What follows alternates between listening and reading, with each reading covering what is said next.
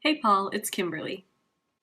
I really liked what you said about rituals in your video, and I found it really interesting how you pointed out that such small changes in a daily routine can have such an unbalancing effect on us. And it made me think about what are small changes in my daily routine that unbalance me. Like, for example, when I stay up too late at night and then I'm exhausted in the morning, or I sleep through my alarm and then I regret not getting up because I didn't have time to really get ready for the day. I just feel off the rest of the day. All of this made me think about the main point in the book, The One Thing, where basically the entire book is about finding the one thing that you can do to make everything else easier or unnecessary. It's a lot like your challenge to create a new habit. You asked me if I could only pick one new habit for the rest of my life, what would it be?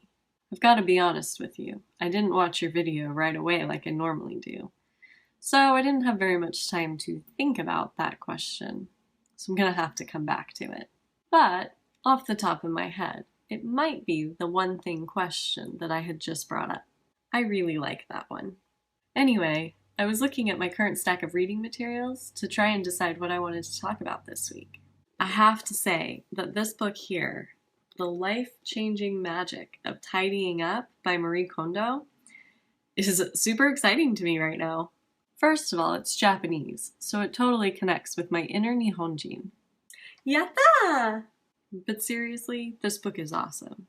Marie Kondo actually makes reading about decluttering interesting. Though I'm probably not the best judge, because I really enjoy organizing anyway. I mean, I get excited in the office supply section. All those labels, the bins, the drawers. I love it. But I digress. I'm trying to read, and my ears freaking out. Okay, let's do this. Interestingly, Kondo points out that clutter usually stems from an inability to make tidying a regular habit. Habits and rituals like you were talking about. She believes the problem lies in the mind. This book is meant to be a guide for changing your mindset. The ultimate goal is to be able to create order and to be a more tidy person. A lot of the beginning of this book focuses on our mind. Kondo believes that we are messy because we use things to distract ourselves from things that are troubling our minds. Her personal example is when she was stressed about studying for school, she'd oftentimes clean her room because it was so cluttered it was distracting. And she believes that this clutter was her way of distracting herself from dealing with the studying that she knew she needed to do. And I can kind of relate to this, because oftentimes when I'm stressed out, all I really want to do, instead of dealing with what's stressing me out, is do dishes or clean up wherever it is that needs cleaning. So really, by tidying, we are able to confront the issues that need confronting, rather than being distracted by a mess. We can be more effective and less distracted in our everyday lives.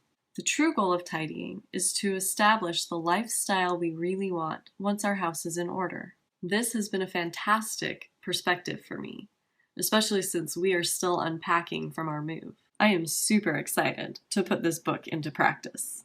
But it'll have to wait until after the holidays. I also started reading about adult attachments, and I think it is fascinating. I just started this book last night, so I don't know much yet.